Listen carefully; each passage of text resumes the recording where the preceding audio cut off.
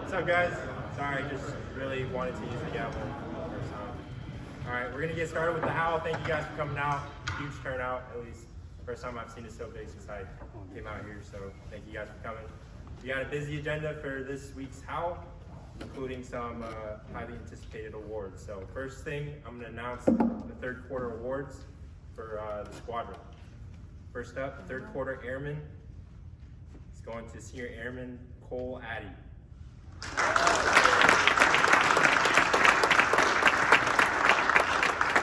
I know a lot of the people didn't get the memo to come out to this howl, so if whoever's announced, if they're not here, anyone from their chain can come up and receive the award. Sorry, Hank just walked in. Yeah, so if they're here, we have a certificate. If not, whoever is representing, if nobody's representing, then we'll get them give them a shout out. Okay, cool. Excellent. Next up, for third quarter NCO is Staff Sergeant Malone.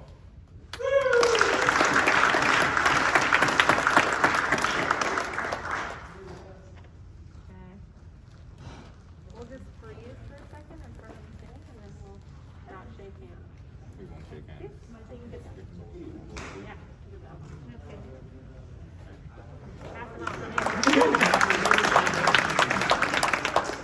Next up for third quarter senior NCO of the quarter is Master Sergeant Bouquet, who's on leave right now.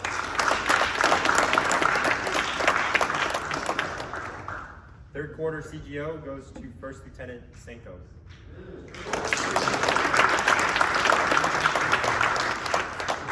Boy, come on.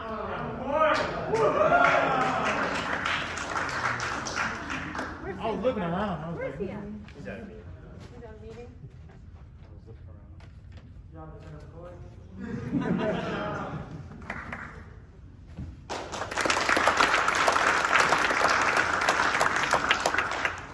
Our third quarter team is JRTC Cree 20-09.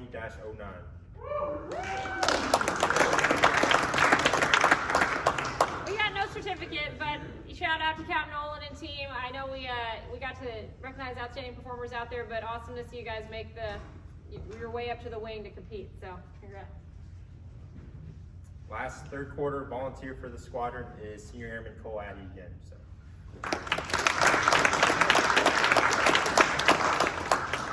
All right. Other notable winners, we got the wing results for the 2020 General Lou Allen Junior Logistics Trophy for enlisted. It's going to Master Sergeant Patrick DeMesa.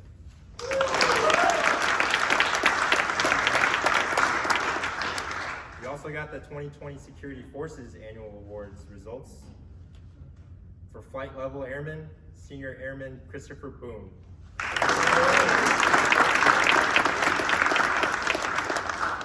For Flight Level Senior NCO, Master Sergeant Jason Camacho.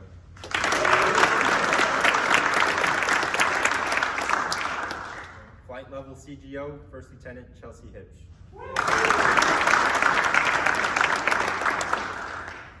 That's all I got for awards. Thank you, guys. Yeah. All right, I have a few coins, and we're gonna do that top three kind of comments, and then we'll move into farewell. So stick around at the end for the farewell, just so we can make sure they give good speeches and we get some embarrassing stories. So it's at the end. Just kidding. All right, so a few. Let me just see who's here. So Staff Sergeant Roberts, do you want to come up here? So wanted to recognize Barbara for her work at Crow's Nest. She was picked as an outstanding performer, and it's been cool to do really some pretty good, well-paced. I felt like this last one was very well-paced and action-packed, and just growing from what Major Goldsmith did when he was up in Current Ops. It still lives on, Hank, and doing great work, and it's really keeping us mission ready. So appreciate that. Wanted to say thank you for your hard work as an outstanding performer. Thank you. I guess I didn't think about that. I should have just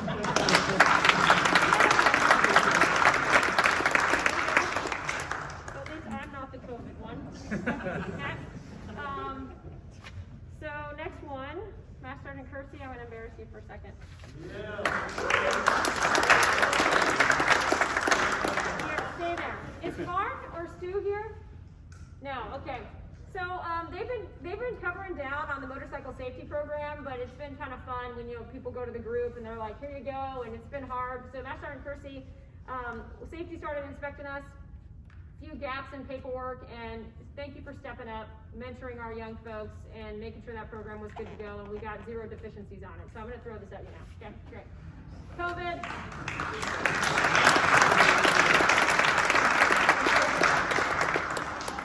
All right, and just a couple special mentions. So, I don't know if you saw it on Wingman Channel, but is Rodwald here?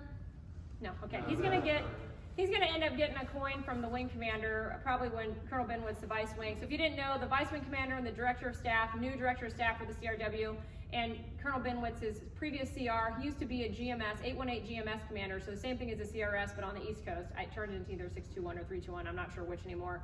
But he's our relatively new vice wing commander. And then the DS is also previous CR, 06 actually. So moving and working in a civilian capacity as our director of staff. So they'll be here, not next week, but the week after. So you'll hear about that. We should have appointed a POC, and you'll hear more about probably advertising some of our innovation and various things you guys are doing in the unit. And if you have ideas on what you want to showcase, please feed them up to Hondo so we can get that in the itinerary. Otherwise, we'll kind of do something like we've done in the past. But I just wanted to give a shout out to Master Sergeant Rodwald because Lieutenant Colonel Lindsay Bauer called me yesterday specifically to thank me for him subbing in for her position as the Wing Innovation Officer on multiple occasions. So he's doing great work. And for those, in the flights, please shepherd your airmen. If you need someone, if someone in your flight has, hey, I'm bored, I need something to do, I'm ambitious, I'm looking for a challenge, funnel them up to tactics and ask where they can help because there's some pretty cool, innovative SBIR, small business innovation, that they can get involved in, and it'll be fun and good EPR fodder. So round of applause to him.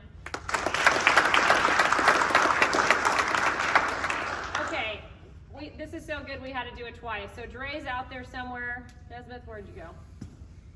Okay, hiding behind Aaron's head. And Soriano, are you out here? No? Pass it back to Alan. So not only did we do well in the safety, you guys will find this funny, I am being video recorded, so don't get me in trouble.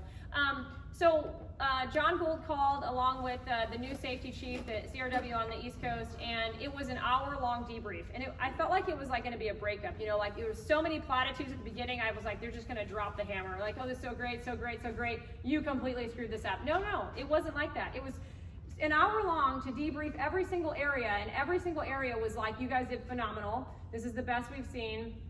Nothing wrong here. Everyone's doing the right thing. And I swear to the very end, I was like, and they're like, no, that's it. So you're gonna get CRW safety coins.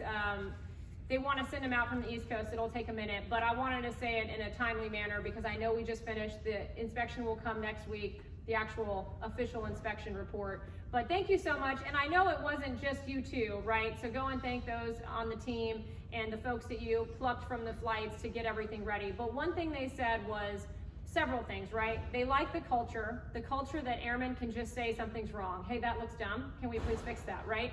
And by the way, there's Air Force safety awards that we have not, Hondo, you're gonna have to take this for action, and Charles.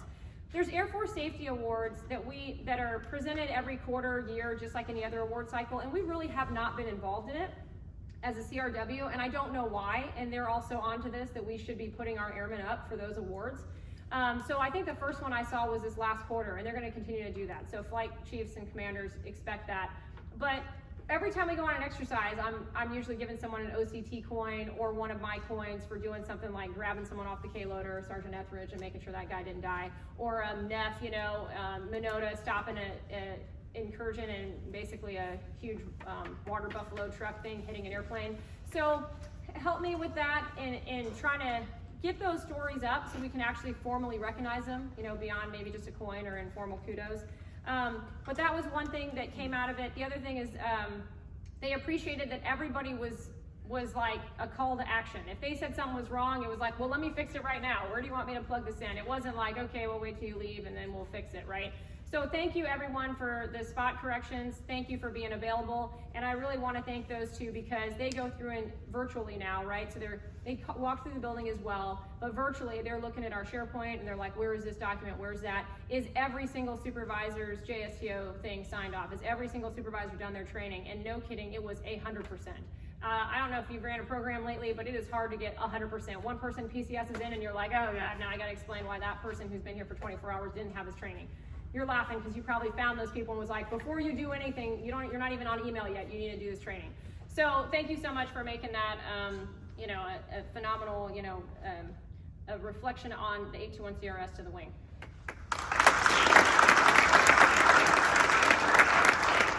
Okay, Tyler's not here for me to embarrass him, but Tyler ran the 5-6 council event recently, had folks on the landing pad from across the base and ran a professional panel. So I was gonna embarrass him a little bit, but he conveniently is strategically out of the office today, but we'll embarrass him next time. That's all I got. Anju? Yes, ma'am. Where'd it go? Damn it. Always be prepared.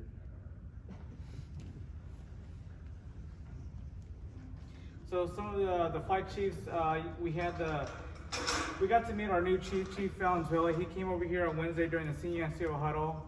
We had a good time to talk with him for a good, probably an hour and a half, 2 hours. He seems like he's going to be a great fit and great leadership coming from Edwards. He was here at Travis before, so he looks forward to coming to CR and meeting each one of you guys in each one of the flights. Expect him probably around the mid-November time frame after he comes back from CR and does a house hunting thing. What else is there?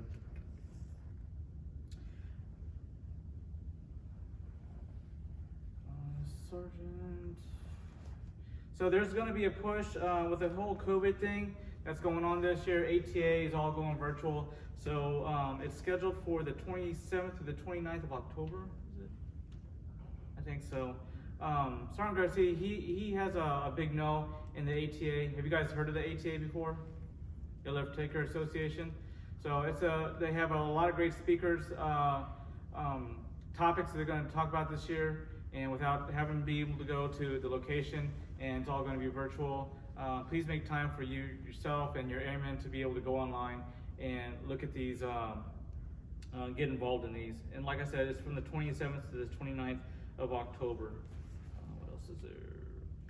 Other than that, see, Master Sergeant EPRs are coming through me. Tech Sergeants should be generated. I want to say this, looking at your records. I know I've said this before in other howls or leaderships, or hit me up in the hallway, check your records and verify your records. It's always an important thing to do. Go in your pod and make sure your EPR's there, make sure your decorations are there. It seems like I say this all the time at every base I've been to, but one person was doing that. And is McNulty here? Come on up. So McNulty, correct me if I'm wrong, 6 feet, man, 6 feet. So what did you find in your records that was missing? So I was missing my APR from my last base, PCS over. Yeah, and so his package went through, got boarded, wasn't on the promotion list, and so you found out after you're looking at your records that you were missing EPR. What did you do after that? I called my last base, tried to get the shotgunned out, see who could help me out, and I got some help pretty quick, and kept pushing, kept pressing, and I got my scores uploaded on the first supplemental. And the board looked at it. What did they give you again? My staff sergeant gave him a line number. Well worth it. For looking at having that attention to detail, finding out that missing EPR. What was it? 999.9. Hey, a win's a win, right? So, how important was it to look at your records and get across that line? Yeah, Sergeant Nesbitt told me, you're not a non-selectee, so there's a chance. And I didn't give up, and I guess it all panned out. Awesome. Thanks. No COVID for me. So you can have a seat. I appreciate it. So it's important like that, and there's other cases other than McNulty that are going on in the squadron right now that we as leaders are trying to figure out and get those people the attention they need, looking at their records. I'm telling you, I'm going to previous bases and trying to find out what's going on so that maybe we can get these other people on the supplemental. It's not an easy task. I think it's a worthy task, but what I'm trying to say is look at your records so we don't go down the hard uphill route trying to get these people over the line. We all have a responsibility to know what we have and what, you know, everything going virtual. I mean, this is new. This has been going on for like, you know, decades, you know, having our records online. And things happen. Things fall off the track. Just because all my EPRs index were there last year doesn't mean all my EPRs index were there this year. So congrats to you, McNulty. Good looking out on the supervisor for taking care of you. And that's what we should all be doing. Other than that, See, we got a certificate.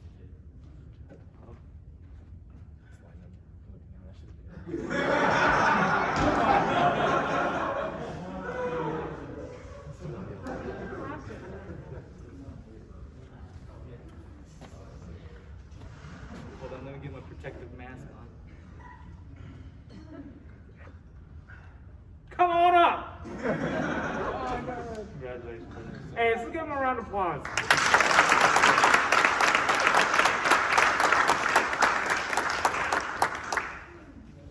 Other than that, that's all I have. Happy Friday. All right, happy Friday, Hellhounds. Hey, had a great week. We had an opportunity today to recognize some work promotees. Congratulations, McNulty. We're getting you the next ALS class. You can get that stone on right away. Also, congratulations, Seniorman Delgadillo and Tech Sergeant Stover, if you're still around. Like I say, we had a great week going to the 3-day weekend, so let's keep that going, please. The only thing I want to bring up to you today, I'm talking a little bit about the Arming Use of Force program, typically in how it regards with the DGMC and our medical providers there. It's been a while now. We've all been put under the single PCM for the most part for all of us. From now on, though, when you're going into your medical appointments, what they're asking us to do is report over to the Warrior Medical Clinic before you go in there with your CAT card to get a badge saying that you are Arming Use of Force individuals. That way, when you go into your appointments, if you're prescribed any medications, anything of that nature, anything that might be affecting your authority to bear arms, anything of that nature, they can get that information back to us and prevent anything like that from slipping through the cracks. That's all I've got right now. I just wanted to thank you all again for that. And also, Sergeant Weddle, I want to thank you for last weekend, covering the phone for me. There were no fires, there were no earthquakes, there were no plagues. So thank you for that, I appreciate it. And he'll be covering it for me this upcoming weekend. Not this weekend, but the one after. So thank you for that also, I appreciate that.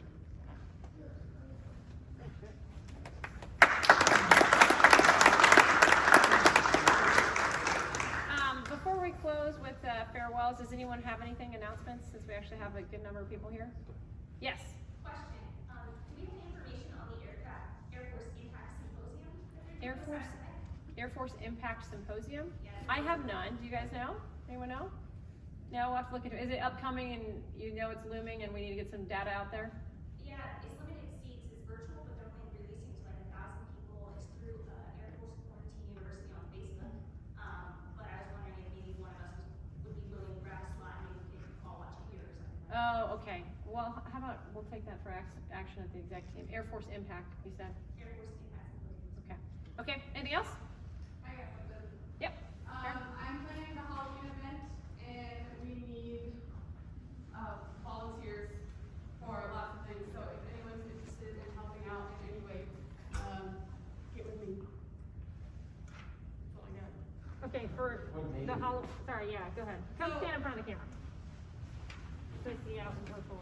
So we're planning on October 24th, Saturday, for a Halloween event. We're going to be doing kind of a 2-portion thing. Downstairs is going to be like a haunted maze for little kids. They're going to go through, we need POCs for decorations for all the sections downstairs. We need people to like hand out candy. If people want to dress up in costumes down there, that's fine. And then we're going to have an upstairs portion that's kind of going to be Oktoberfest themed. We're going to have beer, brats, maybe doing like a chili cook-off. And then we're planning on maybe having a movie in the room for kids. So kind of like a family thing. We just didn't want Halloween to be canceled. So if you want to help out with anything, I've got lots of things that we need still. So me or Sergeant George are the POCs for downstairs, and Sergeant Mick and Sergeant Bouquet are upstairs POCs. So if you want to help out with any of that, just get with one of us.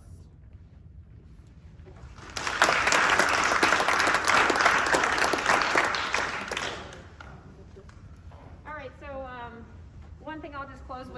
appreciate everyone's participation in the commander's call. If you're out on virtual land and you didn't get in one of them, we'll do another one just to make sure we get a good face-to-face and good feedback, dialogue rather. So welcome any feedback, and I just want to emphasize I have gotten, folks have sent stuff my way, and we've had some good conversations after today included. And so one is I thank you for your professionalism. I thank you for your maturity in tackling what are some pretty hard subjects, and for being willing to step up into that leadership position as a supervisor and really look for the needs in your airmen, right?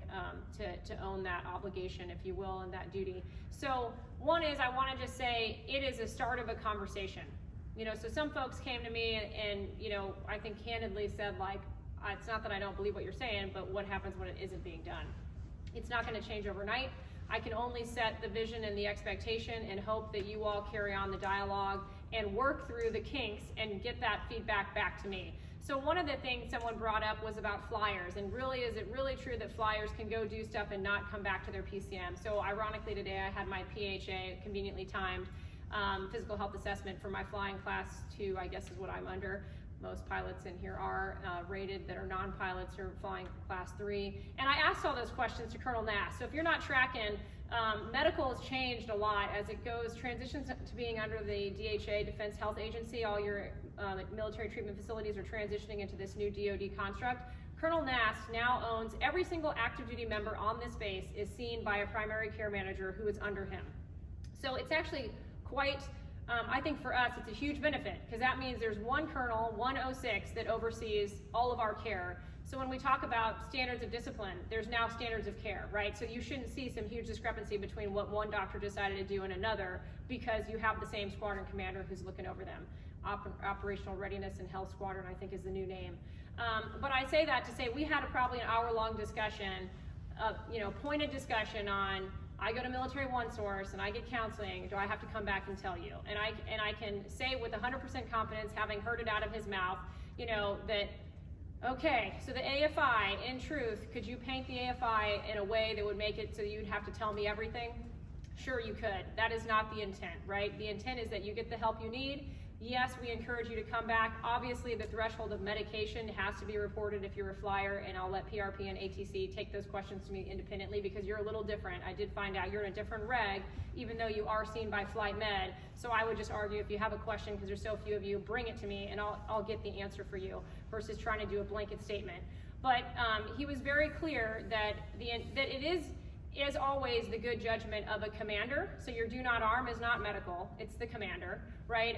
When it comes to telling your flight doc, hey, I've been getting counseling or whatever, he's telling me that is not something that is the intent of the AFI to get someone in trouble for having a conversation with the psychologist and reporting it later or not reporting it, right? His intent is you get your help, but if you get to the point that you really have a diagnosis and you need treatment and you want to get meds or you need to go further in your care, that is something that you can come back and talk to your PCM about. And it isn't an automatic anything, right? And he was very clear on saying it's really about the diagnosis, right?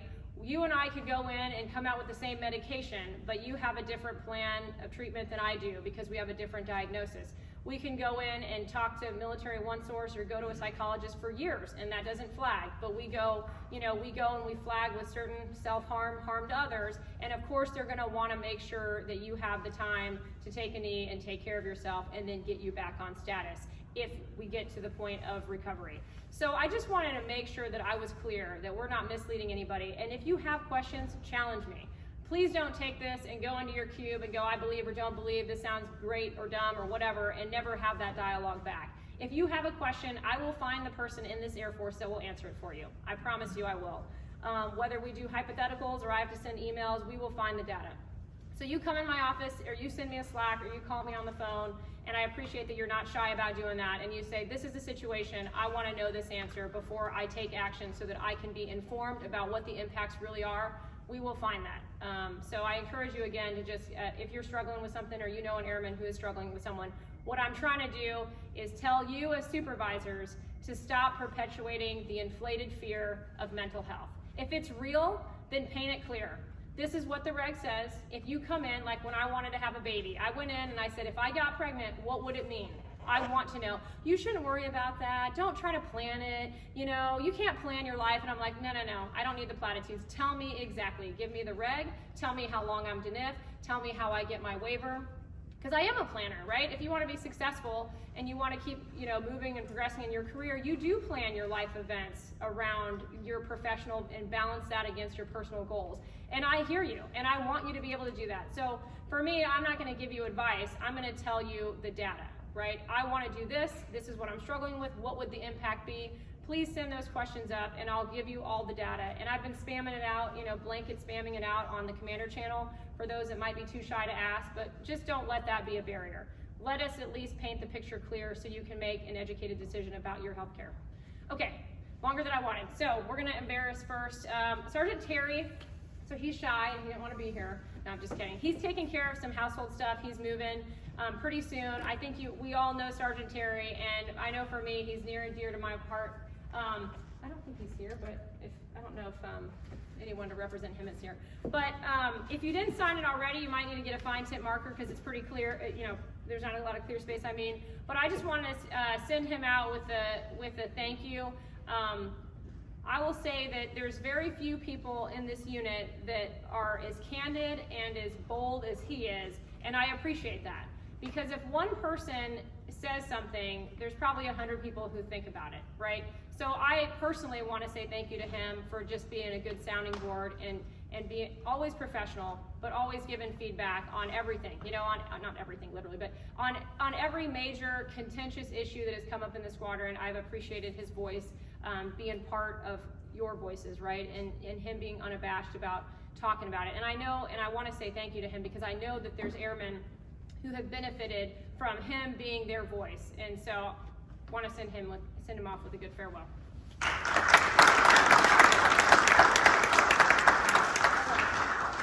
Wyrick, I know you're here. Come on up here. All right, before I close it, did anyone have any stories for, anyone have anything you want to say? This is your chance. I'm always looking for embarrassing stories. You guys never take me up on it? Yeah, please no. Hey, look, it's nothing embarrassing on it. When I first came here, and this guy has been through a lot of challenges, I found out what was going on, and I was like, damn, I need to get my blues ready, right? But this guy has been the epitome of resilience. He is.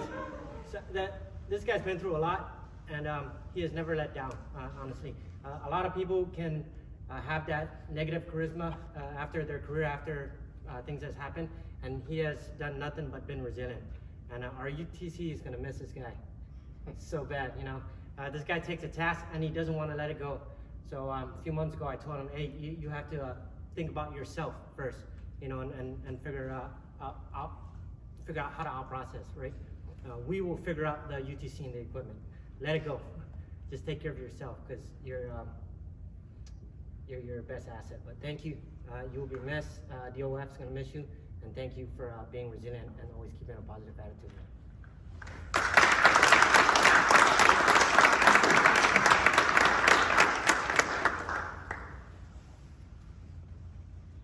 Anyone else? It's your chance. Oh, we're just gonna let you sit up there and wonder. That's okay. And wonder. No? All right, so what do you go by? Do you go by Dakota? What do you go by? Yes, that's Okay, because on the back here we've got Rick, oh my God, my baby. I'm not gonna say who wrote that one. Let's see if we got any other good ones. No.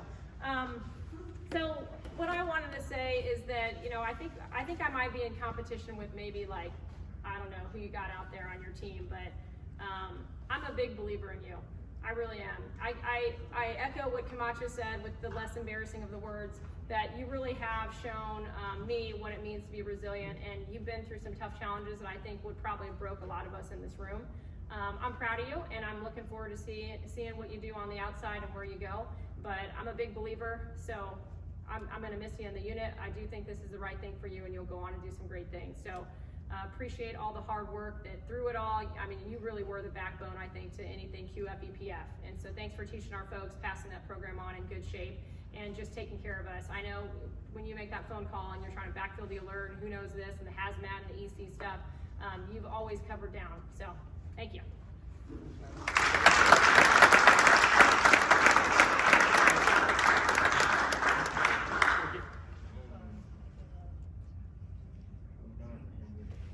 Oh gosh. You got it? Yeah, got it. Can you see the button? Thank you, man.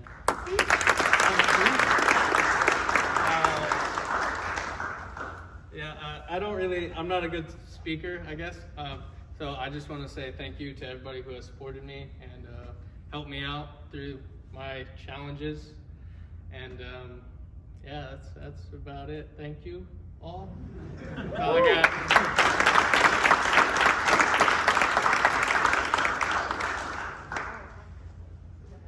All right, where's Hank at? Did they convert you? You're gonna give us some AMOS mission brief while you're up here, if I let you up here? We can do it. And this is how your operations center. No, so we let Hank get away. We had a small officer huddle for him, but he decided to sneak away in the middle of the COVID crisis. So back when we were a little behind on giving official farewells and really getting people in the building again, when Mission Essential was actually like, no kidding, Mission Essential, right? So I wanted to make sure we got a chance to really say a good send him off with a good farewell, because he's done a whole bunch for the unit. And if you haven't figured it out, like this Alpha Mike thing, I mean, it's sometimes like a year plus to get that certification.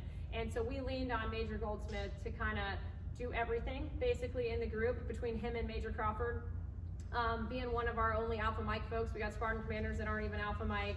And it's been tough, you know, Bobby and the Juice, if you will, have been through the training pipeline, and it takes a good amount of time and effort. And so not only did you lead as an Alpha Mike, but you also were instructor and gave a lot and invested back into the unit. And then of course he went off to group tactics, now group current ops, and he kind of snuck away from there, which is why we miss saying a big goodbye to you. But I'm gonna open the floor up if anybody wants to say anything.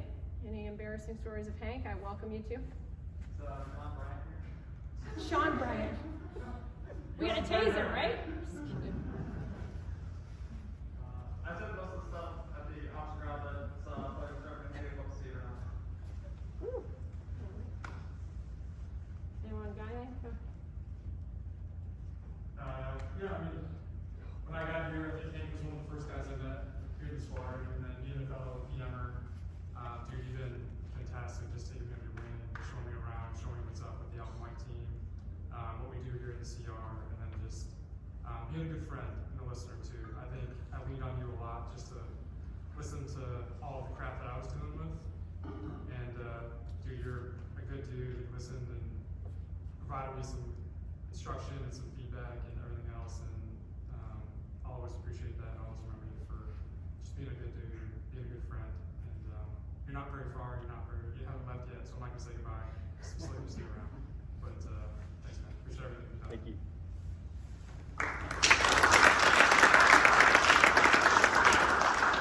You're engaged now, is that right? I am.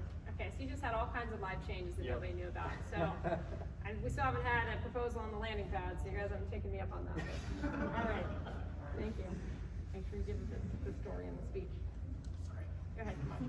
We're leaning on you.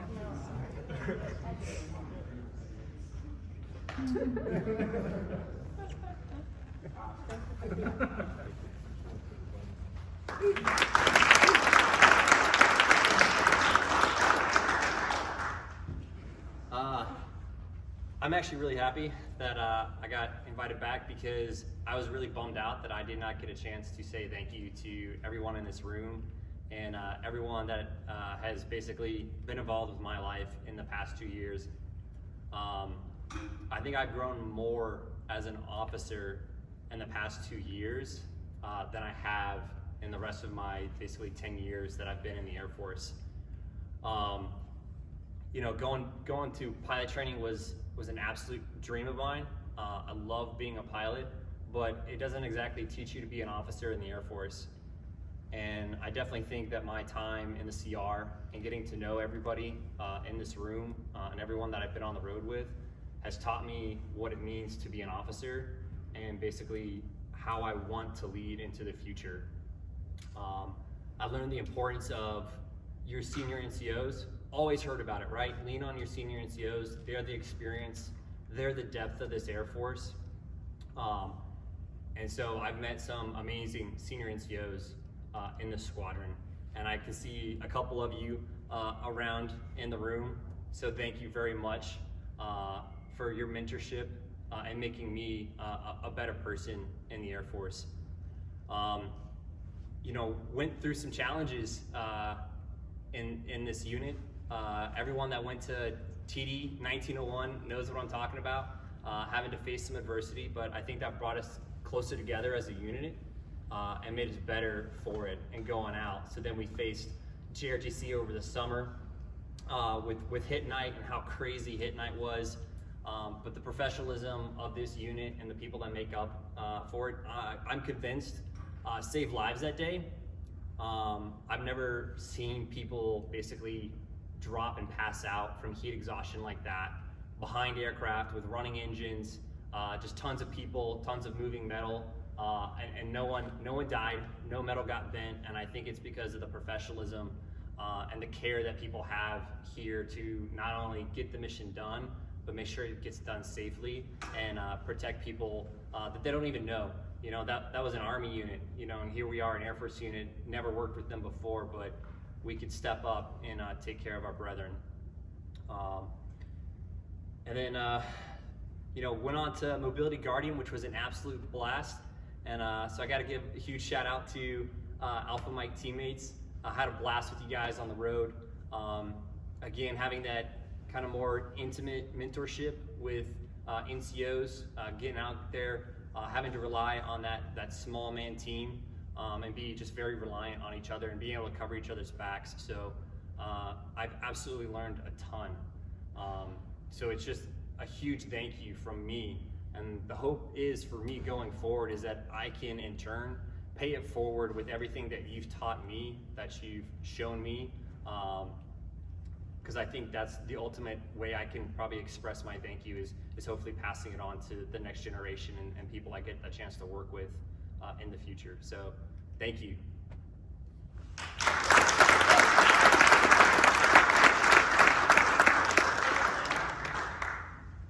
You want me to leave? Okay. Yeah, I'm down for this. Hellhounds! Leave the rest!